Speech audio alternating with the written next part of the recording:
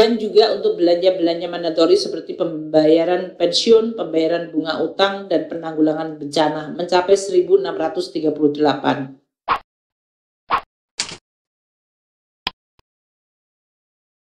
Tadi telah disampaikan oleh Bapak Presiden dan diulang oleh Pak Menko. Jadi untuk yang bagian depan mengenai tema APBN, yaitu bagaimana APBN merupakan instrumen untuk mewujudkan amanat konstitusi yang telah disampaikan Bapak Presiden dari mulai pembukaan Undang-Undang Negara, Undang-Undang Dasar Negara, kemudian pasal 33 ayat 1, 2, 3, 4, halaman 4 langsung, dan Asta Cita. Itu saya tidak ulang karena ini sudah merupakan tadi yang sudah disampaikan dalam pidato Bapak Presiden. Kemudian untuk lingkungan global, Pak Menko sudah sampaikan, dan pertumbuhan ekonomi kita yang cukup bagus di kuartal kedua ini 5,12 dengan terutama konsumsi, investasi, dan ekspor yang baik. Inflasi tetap terkendali rendah. Kinerja ekspor kita membaik. Kalau kita lihat neraca perdagangan kita surplusnya naik 44,8% dibandingkan periode yang sama tahun lalu. Tentu kita nanti melihat bagaimana tarif resiprokal dari Amerika Serikat. Namun kalau kita lihat di sebelah kiri samping Indonesia 19, beberapa negara itu mendapatkan tarif yang lebih tinggi. India untuk sementara 26%, Tiongkok 55%, Meksiko 30%, dan Vietnam 20%. Ini tentu memberi harapan bagi kita untuk bisa menavigasi situasi yang memang sangat tidak pasti. Pak Menko tadi juga sudah menyampaikan, dan Bapak Presiden juga menyampaikan di dalam pidatonya mengenai tingkat pengangguran yang menurun dan tingkat kemiskinan yang menurun terendah dalam histori Republik Indonesia, yaitu di 8,4% untuk tingkat kemiskinan dan tingkat pengangguran di 4,76%. Tambahan lapangan kerja baru di tahun 2025 ini adalah 3.590.000, sedangkan tahun lalu di 3.550.000. Jadi ada kenaikan tambahan lapangan kerja yang terjadi tahun 2025 ini. Kami langsung ke APBN dengan 8 agenda yang tadi sudah disampaikan Bapak Presiden dan juga diulang oleh Pak Menko. Ada 8 agenda prioritas: ketahanan pangan, ketahanan energi, makan bergizi gratis, program pendidikan, program kesehatan, pembangunan desa koperasi UMKM, pertahanan semesta, dan akselerasi investasi. Di dalam tayangan ini lebih detail dari yang tadi disampaikan Bapak Presiden yang sudah menyampaikan per topik.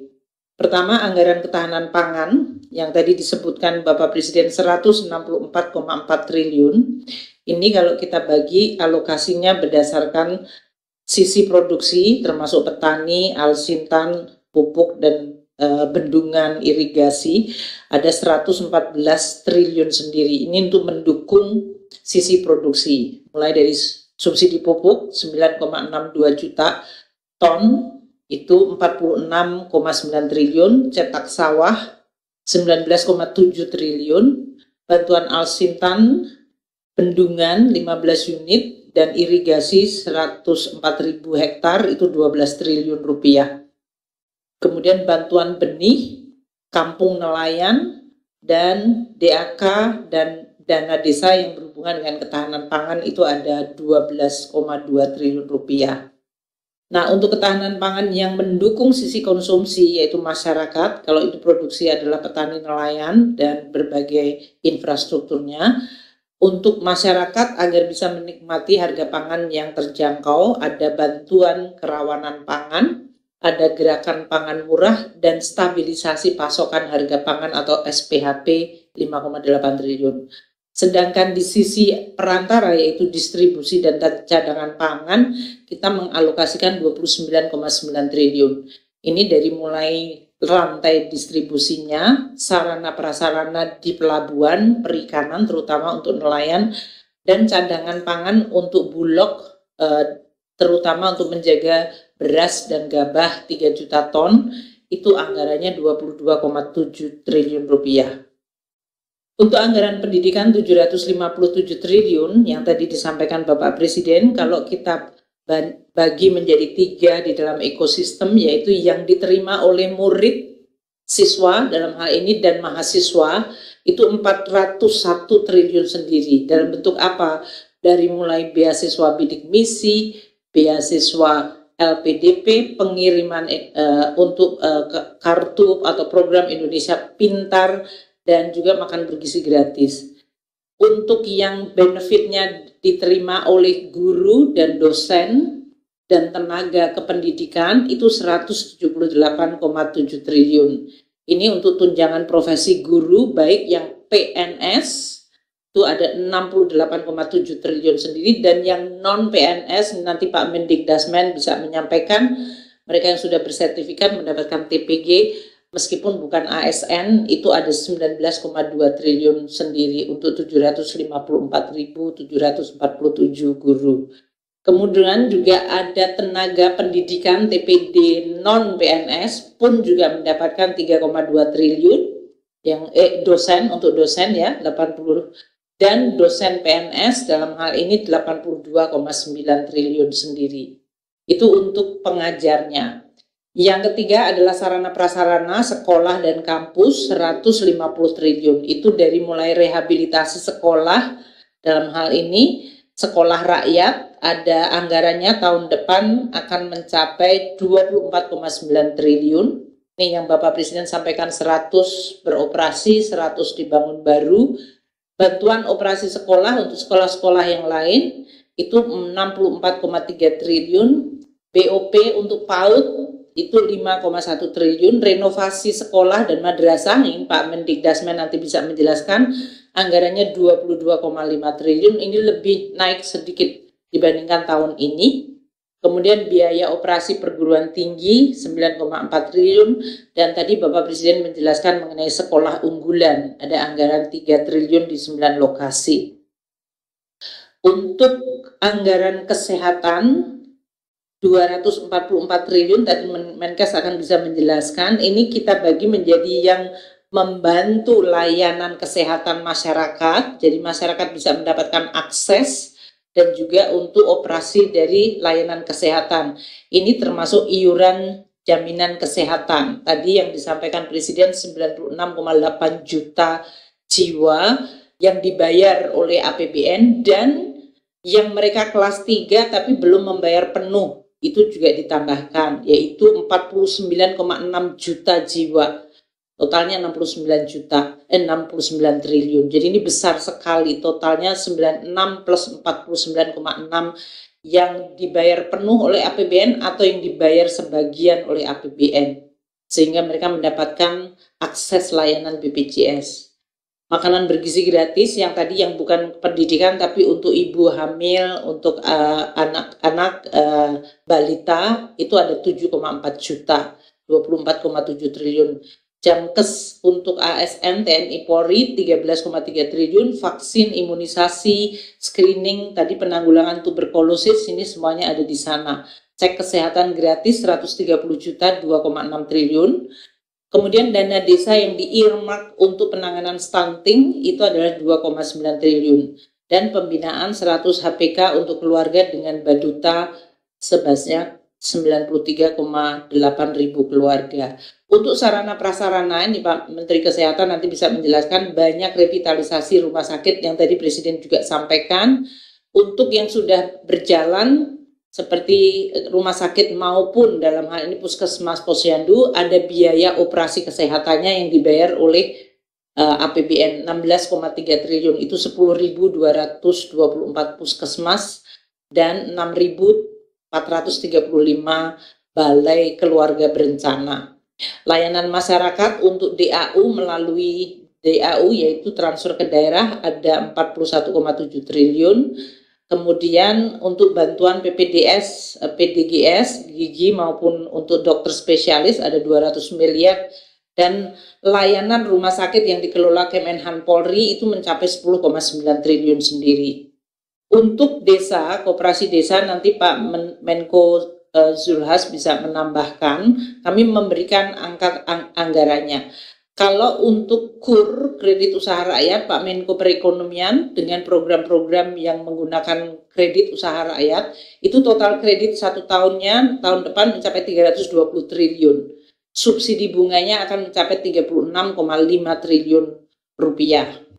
Dana desa ada 60,6 triliun yang dipakai juga untuk pembangunan desa dan sebagai penumpang untuk pembangunan koperasi merah putih desa. Dalam hal ini, Kemenkuyu akan meletakkan dana, menaruh dananya di Himbara. Jadi walaupun Bapak Presiden mengatakan koperasi akan mendapatkan pinjaman dari Himbara, tapi itu dananya berasal dari pemerintah, 83 triliun kami akan letakkan di sana, yang nanti dipakai untuk akses para koperasi tadi untuk meminjam.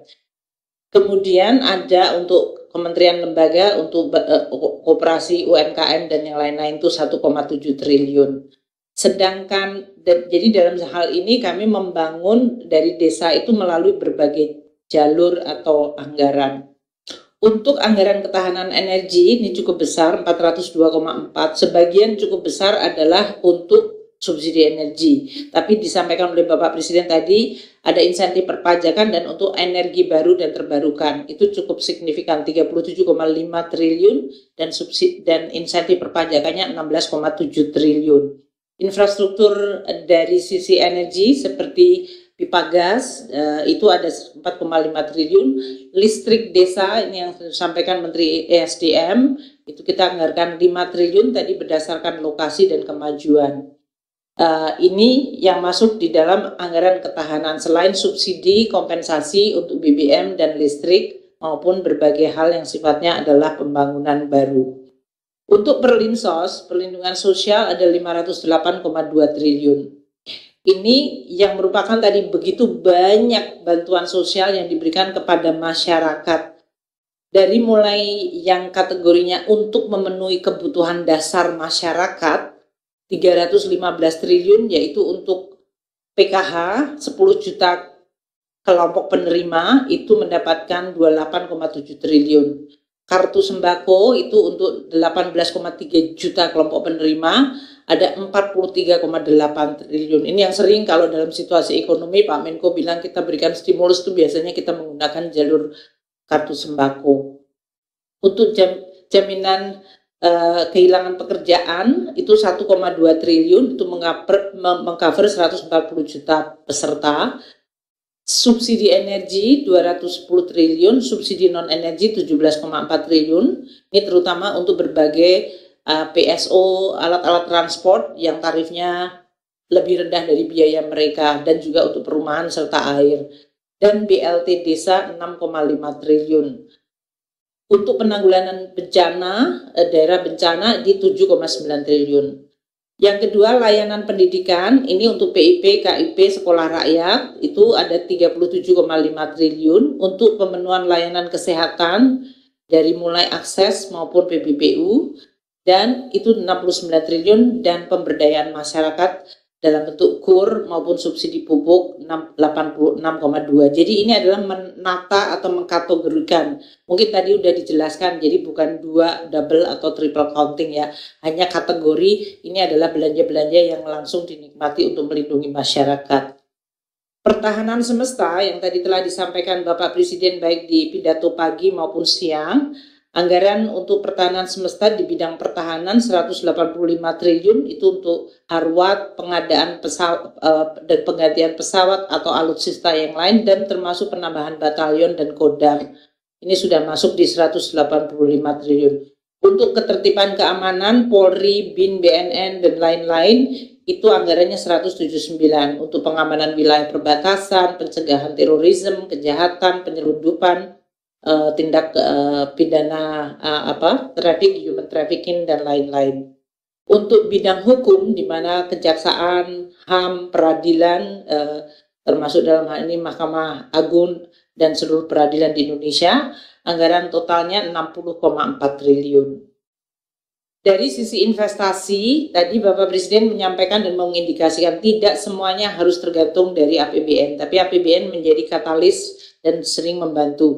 Nah, nanti Pak Rozan barangkali yang akan banyak menjelaskan, tapi untuk mencapai 5,4% pertumbuhan kita tahun 2026 dibutuhkan 7.450 triliun dari total investment di dalam GDP kita, di mana 720 yang warnanya pink itu yang di tengah itu adalah Danantara, sedangkan yang lain adalah dari sisi swasta 6.200 dan APBN di 530. Investasi untuk program 3 juta rumah yang tadi disampaikan Bapak Presiden dari APBN itu 57,7 triliun. Dalam bentuk FLPP tadi untuk fasilitas likuiditas pembiayaan perumahan mencapai 33,5 triliun. Kemudian kita masih blending dengan SMF 6,6 triliun itu untuk membiayai pembelian rumah untuk masyarakat berpendapatan rendah. Kemudian dari Kementerian Perumahan juga diberikan SBK SBUM, itu adalah bantuan untuk uang muka 5,6 triliun. Kemudian BSBS itu adalah Kementerian Perumahan memiliki program untuk memberikan langsung kepada rumah yang perlu di-upgrade terutama dari kelompok miskin dengan pembangunan swadaya. Targetnya tahun 2026 373.939 rumah. Anggarannya naik cukup tajam 8,6 triliun dari tahun ini yang 1,4 triliun. Kemudian KUR kontraktor yang sudah diumumkan Pak Menko dengan kami dan juga Pak Menteri Perumahan itu untuk UMKM yang bisa mendapatkan akses hingga 20 miliar untuk kontraktor perumahan. Itu juga sudah dikeluarkan aturan PMK-nya.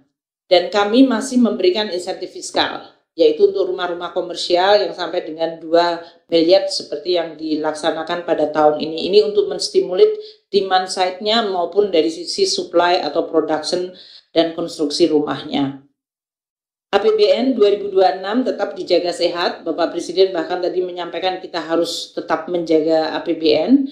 Kalau kita lihat postur halaman 20 dari sisi pagu belanjanya, belanja kementerian lembaga akan mencapai 1.498,3 triliun.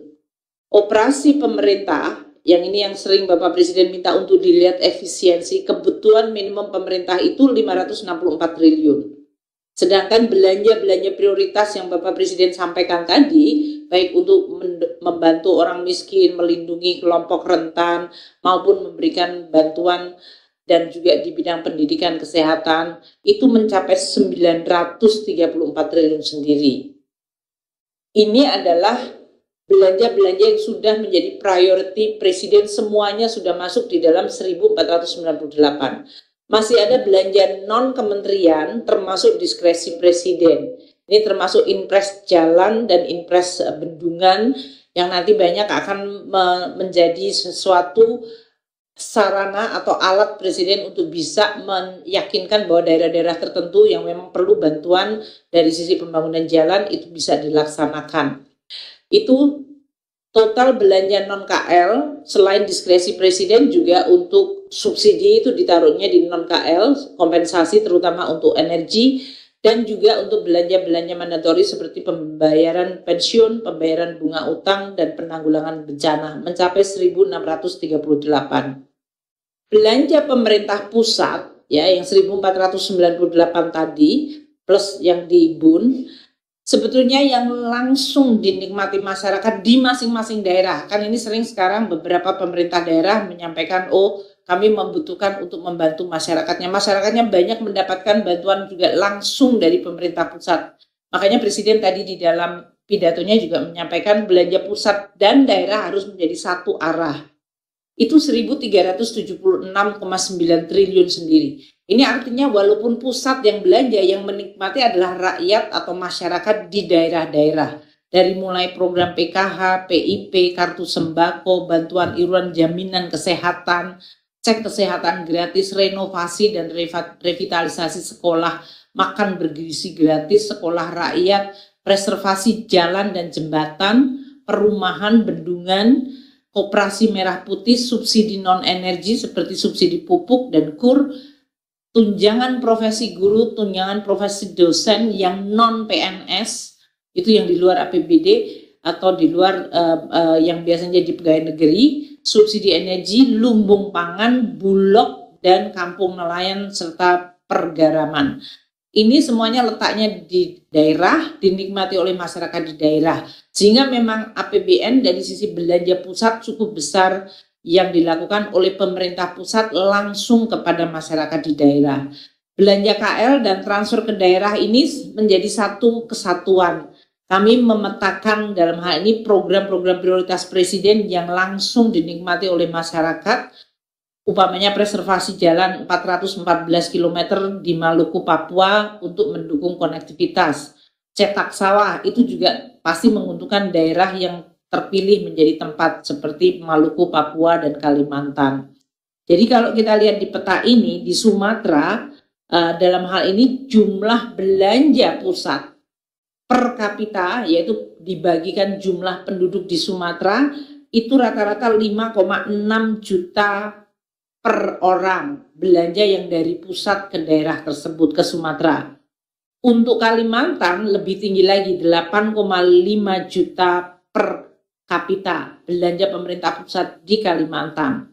Sulawesi 7,3 juta per kapita. Kita lihat Maluku, Papua lebih tinggi lagi, 12,5 juta per kapita. Artinya ini ekualisasi yang tadi disampaikan, selalu pemerataan itu dipersepsikan hanya melalui transfer ke daerah. Namun sebetulnya belanja pemerintah pusat kalau dilihat dari sini terlihat bahwa belanja di daerah-daerah yang makin remote seperti Maluku, Papua jauh lebih tinggi dibandingkan daerah Jawa yang tadi 5,1 juta. Ini menggambarkan afirmasi dan tujuan untuk ekualisasi. Untuk Nusa Tenggara dan Bali 6,4 juta. Ini untuk menyampaikan bahwa kelihatannya kalau belanjanya pemerintah pusat itu sebetulnya manfaatnya dirasakannya adalah di daerah, dan ini kita bisa quantify. Transfer ke daerah yang nanti harus menjadi sinergis dengan pemerintah pusat mencapai 650 triliun. Ini terjadi dari DBH 45 triliun, DAU 373,8 triliun, DAK 155 triliun, dana otsus 13,1 triliun, dana keistimewaan Jogja 500 miliar, dana desa 60,6 triliun, dan insentif fiskal 1,8 triliun.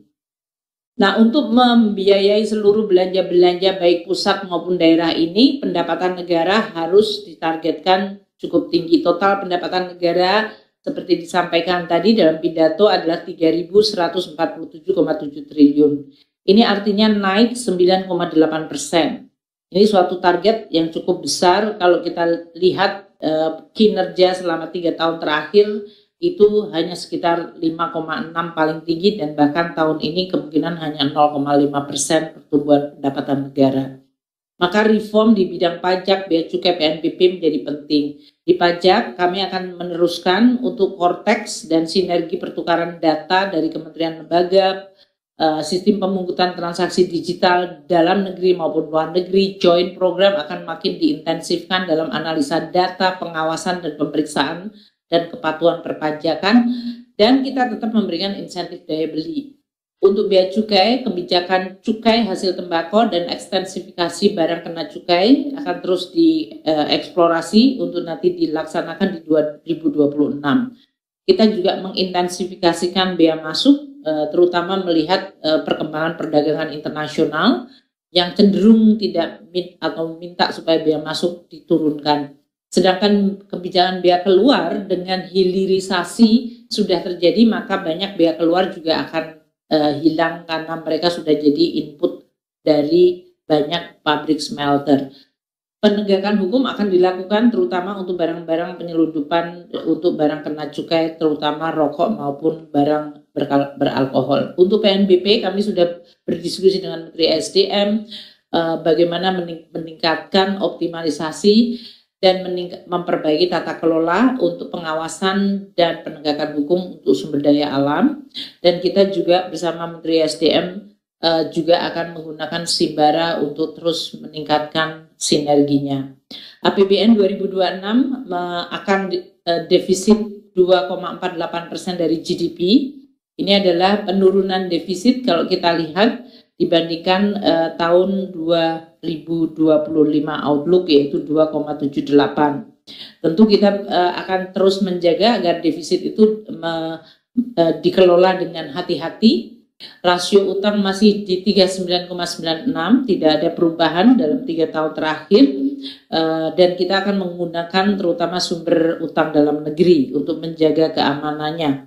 Ada pembiayaan inovatif yang akan kita dorong, baik itu melalui Special Mission Vehicle maupun dengan bekerjasama BUMN termasuk dengan Danantara. Optimalisasi dan sinergi badan layanan umum itu juga sangat besar. Special Mission Vehicle, banyak BLU itu sebenarnya bisa berinvestasi cukup besar dan bisa menjadi alat untuk melakukan kegiatan pembangunan. Kami akan menggunakan sisa anggaran lebih atau SAL sebagai suatu vehicle untuk menciptakan fiscal buffer sehingga stabilisasi terutama pada saat market, terutama bond market kadang-kadang mengalami gejolak yang tidak ada dalam kontrol kita tapi terjadi karena situasi di Amerika atau statement atau kebijakan yang terjadi di luar tapi bisa mempengaruhi kondisi bond market kita. Kami juga akan terus meningkatkan akses pembiayaan investasi dan memperdalam pasar keuangan bonds dan mendorong pembiayaan inovatif. Untuk operasi pembiayaan investasi atau below the line di APBN mencapai 243, ini cukup besar. Jadi dalam hal ini perumahan 6,6 triliun dalam bentuk investment di SMF untuk membantu target 350.000 MBR. Kemudian untuk pengadaan lahan Elman untuk proyek-proyek strategis nasional masih dialokasikan 9,6 triliun rupiah. Kemudian infrastruktur di daerah sebesar 4 triliun adalah pembiayaan melalui PT SMI. Kemudian Koperasi Desa Merah Putih seperti tadi saya sampaikan 83 triliun adalah meletakkan atau menaruh dana pemerintah di Himbara sebesar 83 triliun. Pendidikan untuk LPDP 25 triliun, kerjasama internasional termasuk pembayaran Islamic Development Bank, AIDA dan IFAD. Ketahanan pangan 22 triliun untuk Bulog, itu seperti investment atau seperti injeksi capital atau PMN, tapi di Bulog itu melakukan tugas khusus. Dan prioritas-prioritas lainnya, termasuk untuk lingkungan hidup ada 1 triliun. RAPBN 2026 seperti disampaikan Bapak Presiden tadi dan Pak Menko, kalau kita lihat posturnya pendapatan negara secara headline tumbuhnya 9,8%, mencapai 3.147,7 triliun rupiah. Untuk penerimaan pajak 2.357,7 triliun, itu artinya harus tumbuh 13,5%. Itu cukup tinggi dan ambisius.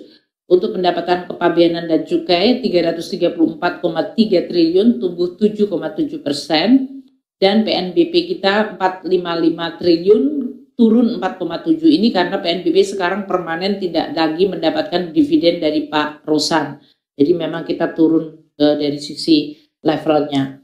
Untuk belanja negara 3.786,5 triliun naik 7,3%. Tadi untuk berbagai tadi MBG saja naik 330 triliun sendiri. Jadi memang kenaikan belanja untuk beberapa prioritas pemerintah cukup besar. Belanja KL naiknya 17,5% atau mencapai 1.498,3 triliun rupiah. Belanja non KL 1.638,2 atau naik 18%. Ini terutama fokus pada tadi program-program pemerintah prioritas. Transfer 650 triliun, sedangkan defisit 638,8 triliun atau turun 3,5% dibandingkan defisit tahun ini. Dan keseimbangan primer kita harapkan makin mendekati 0 atau balance. Sekarang negatifnya tahun depan didesain di 39,4. Kita harap akan makin kecil. Dan untuk itu akan ada pembiayaan. Jadi kalau kita lihat agenda prioritas Presiden, ketahanan pangan, energi, pendidikan bermutu, kesehatan berkualitas, pembangunan desa, koperasi, pertahanan semesta, dan percepatan investasi dan perdagangan global, itu semuanya sudah masuk di dalam APBN, kecuali yang tadi dilakukan oleh Danantara secara terpisah. Dan oleh karena itu kita akan terus menjaga agar APBN tetap bisa sehat.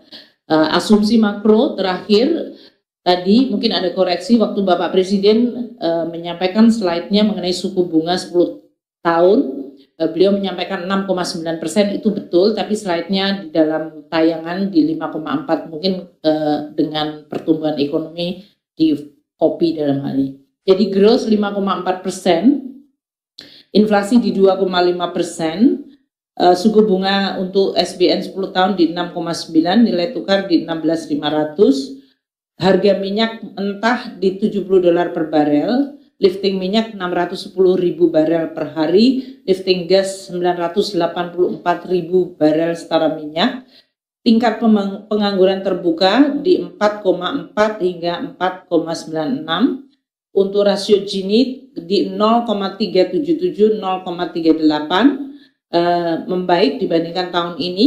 Tingkat kemiskinan ekstrim di 0% atau 0,5, tingkat kemiskinan turun lebih dalam lagi di 6,5 hingga 7,5. Indeks modal manusia naik di 0,57, indeks kesejahteraan petani, ini indikator baru mensubstitute atau menggantikan nilai tukar petani. Biasanya Menteri Bappenas yang menjelaskan mengenai hal ini, yaitu di 0,7731. Mungkin itu Pak, ditambahkan sekarang ada penciptaan lapangan kerja formal di 37,95%. Demikian Pak Menko, terima kasih. Assalamualaikum warahmatullahi wabarakatuh.